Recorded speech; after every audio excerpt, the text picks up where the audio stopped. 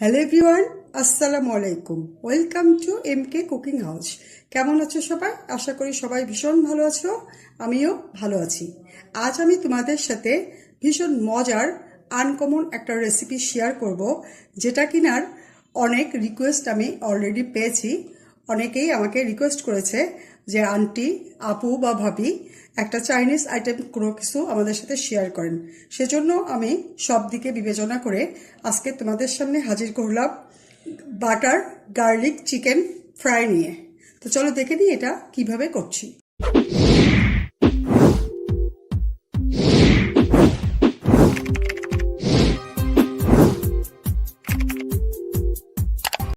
Butter garlic chicken fry করার জন্য এখানে আমি 300 গ্রাম বুকের মাংস নিয়েছি, মুরগির বোনলেস, যেটা ছোট ছোট কিউব করে কেটে নিয়েছি এরকম। এখন এটার মধ্যে আমি প্রথমে দিয়ে দিব হাফ চা চামচ রসুন বাটা, হাফ চা চামচ আদা বাটা, হাফ চা চামচ লবণ বা তোমাদের স্বাদ মতো, হাফ চা চামচ লাল মরিচের গুঁড়া। এখানে তোমরা গোলমরিচের গুঁড়াও দিতে পারো, আমার কাছে লাল মরিচের গুঁড়াটা দিলেই বেশি ভালো লাগে। দিয়ে দিলাম লাল মরিচের গুঁড়া। দিয়ে দিব 2 টেবিল চামচ কর্নফ্লাওয়ার। এখন সবগুলো উপকরণ আমি খুব ভালো করে মেখে নিব। এখন এই সবগুলো উপকরণ দিয়ে আমি মুরগির মাংসটা খুব ভালোভাবে মেখে আধা ঘন্টার জন্য এটা ম্যারিনেট করে রাখবো।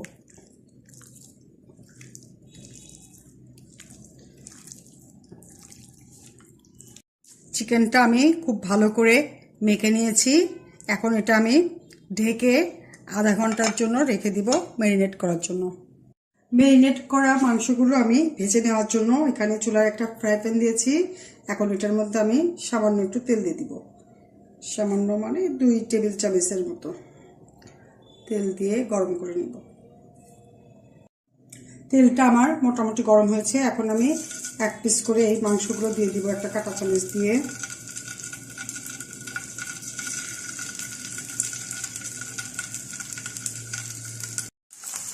মাংসগুলো আমি অর্ধেকটা ফ্রাই প্যানের মধ্যে বিছিয়ে দিয়েছি। এখন এটা আমি মিডিয়াম টু হাই হিটের মাঝামাঝি রেখে এটা রান্না করে নিব। এক পাশ রান্না করে উল্টিয়ে এটা লাল লাল করে ভেজে দিব।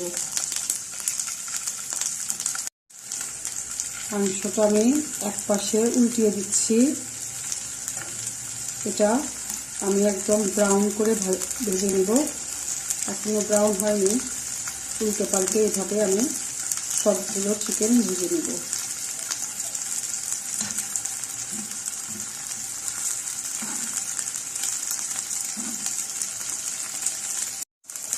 চিকেনটা আমার ভাজা হয়েছে। এই যে এইভাবে 2 পাশ উল্টে পাল্টে লাল লাল করে আমি এটা ভেজে নেব। এটা আরেকটু ভেজে আমি এটা উঠিয়ে দিব।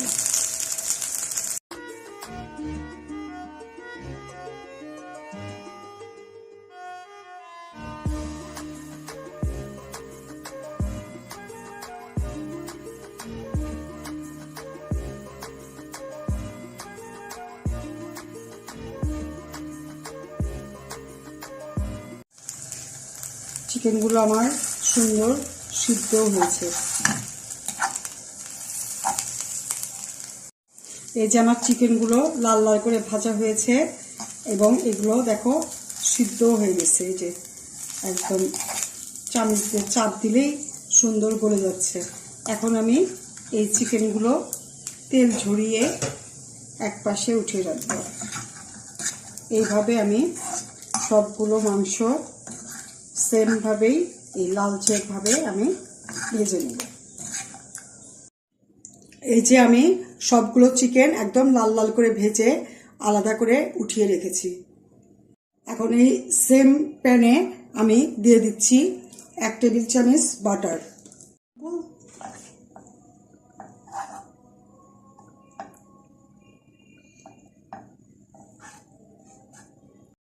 বাটারটা গলে গিয়েছে। এখন আমি এটার ভিতরে দিচ্ছি 1 টেবিল চামচ রসুন, মানে গার্লিক। যেহেতু এটা বাটার গার্লিক চিকেন, সো গার্লিকটা একটু বেশি পরিমাণ দিয়েছি। এখন এটা ভেজে নেব। গার্লিকগুলো আমার মোটামুটি ভাজা হয়েছে। এখন দিচ্ছি কাঁচামরিচ কুচি।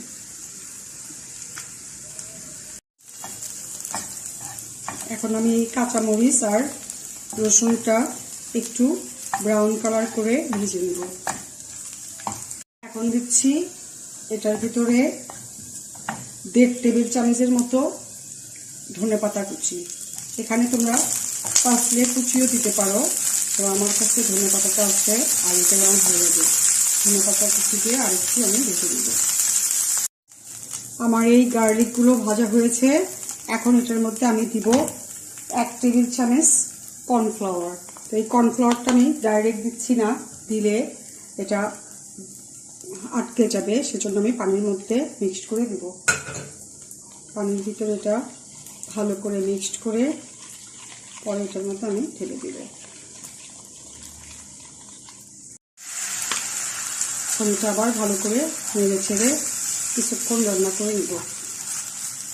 এই পর্যায়ে আমি দিচ্ছি সামান্য একটু লবণ দিয়ে এটা আবার আমি ভালো করে নেড়ে ছেড়ে রান্না করে নিচ্ছি।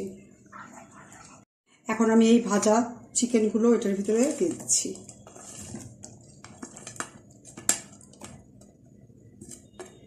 দিয়ে এখন আবার এটা আমি ভালো করে নেড়ে ছেড়ে রান্না করে দিব।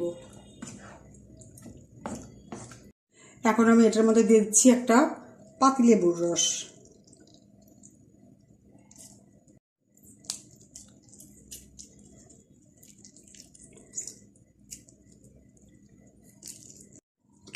এখন আমি সবগুলো উপকরণ খুব ভালো করে রান্না করে একদম এই গ্রেভিটা শুকিয়ে নিব।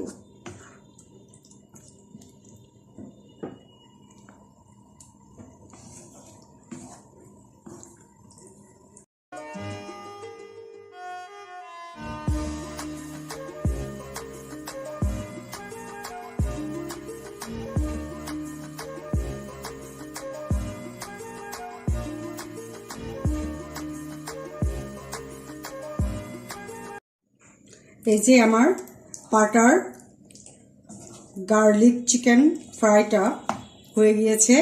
এখন এটা আমি হালকা ঠান্ডা করে নামিয়ে নিব। এই যে আমার বাটার গার্লিক চিকেনটা রেডি হয়েছে। এখন এটা আমি সার্ভ করে দিচ্ছি। তো দেখলে তো কত ইজিভাবে আমি কত দামি একটা খাবার তোমাদের সাথে শেয়ার করলাম। এটা পোলাও, নান বা পরোটার সাথে খেতে বা এমনি এমনি খেতেও ভীষণ টেস্টি হয়। তো এটা একবার তোমরা বাসায় ট্রাই না করলে বুঝবেই না এটার স্বাদটা কেমন। একদম পারফেক্ট হোটেলের মতো বাটার চিকেন গার্লিকটা তোমরা তৈরি করে নিবে। আর সবার সাথে, বন্ধুদের সাথে বেশি বেশি শেয়ার করো, কমেন্ট করো।